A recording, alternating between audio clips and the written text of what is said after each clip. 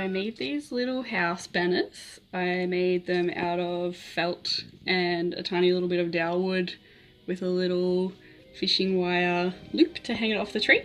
So to make these, all I did was get some sheets of felt from Spotlight in the house colours that they use in the movies. So once I got all of the supplies that I needed, I made just the basic outline of the banner shape and just traced around that onto the felt and cut out each little individual backing for the banner. And then what I actually did was I cut the banner shape in half and I just used that as a template to kind of get the squares for each part. And that's about it, really. So after I was happy with all of the little felt shapes, this one's a little bit dodgy, I just glued them on with PVA glue, just each individual little square. And then to put it all together, I cut a little dowel rod into sections that was just really roughly measured by hand for how wide it was. And once they were cut, just painted them up so they looked pretty and glued them on with hot glue. And then the same thing for attaching the little fly wire. To attach the fishing wire loop, all I did was hot glue with a tiny little knot tied in at the back just so that it doesn't pull off, and that's it.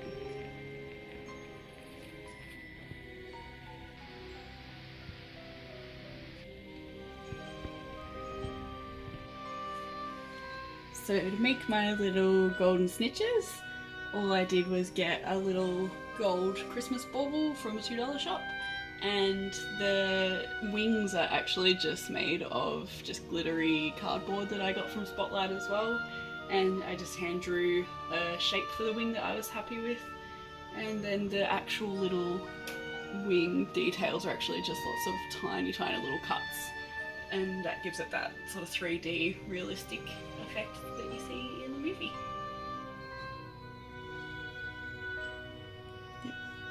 So this is the Hogwarts Express that I repurposed, just one of those little Christmas train sets that you get from Target or Kmart or whatever.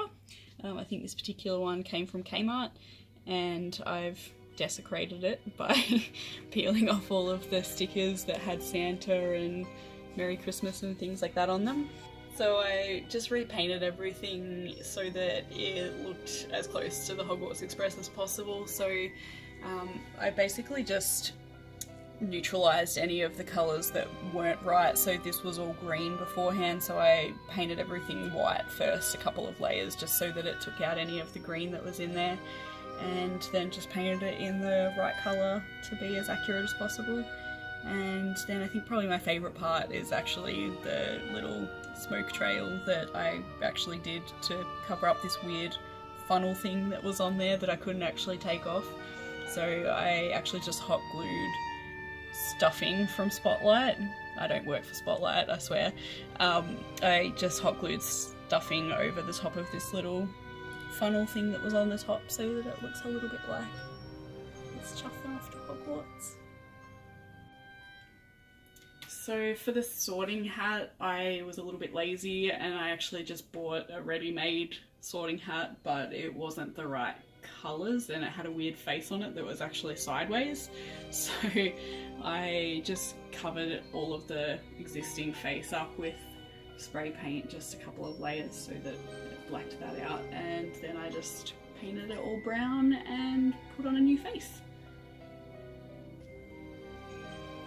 So my letters to go to Hogwarts were all handmade. It was just using A4 sheets of paper that I measured and cut into shapes that I was happy with for a general envelope shape, and just to get that kind of nice authentic look like in the movies, I just used some really watered down paint with a little sponge, and I just washed that over the paper before I actually folded it up into the envelope shape and just let that dry.